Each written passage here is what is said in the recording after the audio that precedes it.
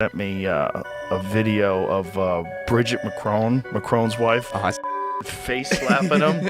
Yeah, that's wild, dude. My favorite is the look into the camera once he realizes I got caught. Perfect. Yeah, he's like, oh, and it's like, it's very, you can put like the Curb Your Enthusiasm theme song right after that. Imagine what goes on behind closed doors. Brigitte Macron, Emmanuel Macron, President France's wife, was accused first by French journalists and then by my friend Candace Owens, who's one of the nicest people I've ever met. Yeah, she's very smart. She's incredible. And everyone's always, Candace Owens a hater. Candace Owens is the opposite of a hater, but she's a very kind person. But Brigitte Macron has somehow become the walking advertisement for why French Botox sales are skyrocketing. Watching Joe Rogan and Tucker Carlson tear into her is like seeing two heavyweight fighters tag team a porcelain vase. Rogan comes at her with blunt force sarcasm, while Tucker picks her apart like an overpriced croissant left out in the sun too long. Together, it's not just a roast, it's a full-on bonfire on the champs. Sit down, dude. You know, sit down. Watch, sit down. Macron's married to a man. What you have is a couple that will be getting away with at best, like molestation, sexual perversion. This is not some random guy. Yep.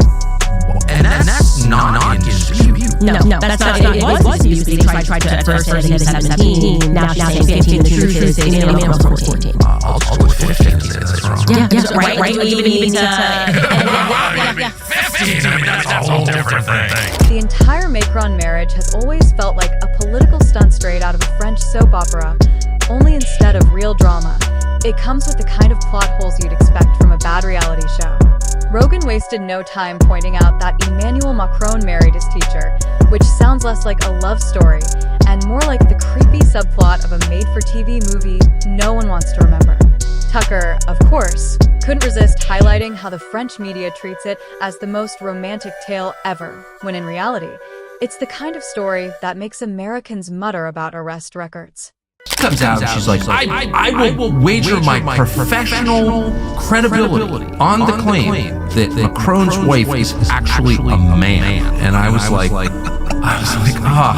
Candace Owens, I love you, but I think this is too crazy. Yeah.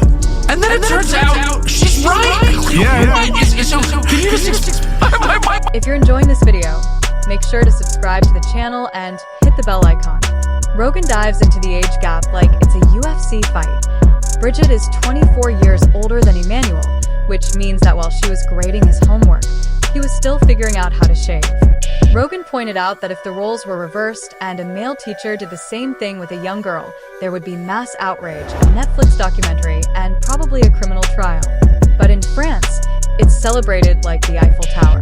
Tucker then jumped in to dissect the media's double standards, mocking how the press treats Brigitte as if she were France's version of Jackie Kennedy, when in reality, she's more like a plot twist from a French soap opera. If someone's bitch slapping you on a private jet, like, what is that?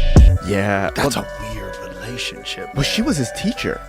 If it was a she. Oh yeah, there's a whole There's a whole thing. Bro, Candace Owens did like 5 hours. Well, that's a little bit crazy. But yeah, she's the wrong dog to go after you. Like, right. Rogan hammered on the fact that Macron didn't just marry his teacher. He built his entire political career with her as First Lady, almost like he's auditioning for the role of the world's most obedient student. Tucker added that the optics are almost too perfect. The boy who never outgrew his schoolboy crush ends up running the country, guided by the woman who once gave him detention. It feels less like a presidency and more like a romantic comedy that forgot it was supposed to be. What's happening right now is this massive protest in France. Massive protest in France. 9 million people on the street. Literally, Social Security. yes. Macron in France takes his fucking $80,000 watch off under the table while he's talking to people about tightening up and about how this has to be done. Brigitte herself has become a caricature. The French media portrays her as the epitome of timeless elegance, But Rogan tore that apart by comparing her appearance to the permanent result of someone losing a fight with a Sephora counter. She's constantly in the tabloids for her fashion, yet Rogan pointed out that her style seems permanently stuck somewhere between a grandma at a Paris cafe and a failed Vogue audition. Tucker then skewered the obsession with her wardrobe, saying it's nothing more than political smoke and mirrors, distracting the public with Chanel jackets so no one notices her husband's plummeting approval ratings. But the fucking Brigitte Macron one is the craziest. Because I think she's right. Obviously I don't know. But at the end of the day, the first thing you have to say is, what kind of a 40-year-old dates a 14-year-old? Right. That's crazy.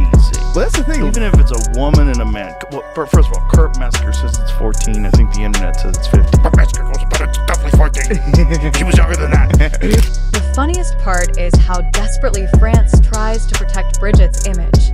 Tucker went all in on the lawsuits she has filed against anyone who dares to suggest anything negative about her personal life, mocking the idea that in a supposedly enlightened society, people can't even make a joke about the First Lady without lawyers jumping in. Rogan took it further, calling out the fragility of a political class that views a roast as more dangerous than an actual policy failure. It's as if Brigitte's image is France's last line of defense, the human Maginot line against criticism. Spoiler alert, just like the original, it doesn't hold. At the core, she's a teacher who spotted a kid with ambition, molded him, and then built a political dynasty around him. It's less a love story and more political grooming. Rogan hammered that point home by mocking how Emmanuel Macron acts like the poster child of obedience, as if he's still turning in assignments to impress her. The way he carries himself, Rogan joked, is like a man permanently stuck in extra credit mode.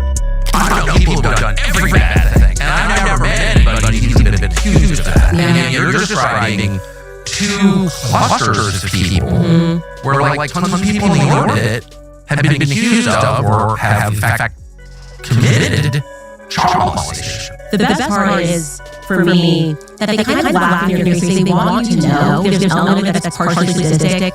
Presidential portrait, Emmanuel Macron leaning against desk, obviously the official presidential portrait. He chooses to put a book by Andre Gide on the table. Andre Gide is an author who admitted openly that he was a pedophile. Brigitte's influence over Macron is another gold mine. Tucker roasted the idea that France is essentially being run by a retired teacher who decided to dabble in politics as a side hobby, pointing out how often Macron himself admits she advises him on speeches, campaigns, and policy. It's less President Macron and more Madame Macron with her understudy. Rogan ran with that, mocking the image of Emmanuel needing to ask his wife for permission before approving defense spending, like a kid asking for allowance. In reality, most Americans only know her as the teacher who married her student. Tucker also highlighted how, when Brigitte stands next to younger first ladies on the world stage, the French press pretends she's holding her own, when in truth, the age difference stands out like a croissant at McDonald's. The obsession with making her seem youthful is almost as desperate as Emmanuel Macron's attempts to look taller in photos. This was actually well known in France. It all took place in public, but I don't think 1 in a million Americans had any idea at all until your series came out. And the initial reaction to your series was, now we know Candace is insane. Like, wife's a man? Come on now. And then as the series progressed and became one of the biggest podcast series in the country, sort of sober people were saying, actually, you should listen to this. But I just want to get to the lawsuit. They're suing you for defamation.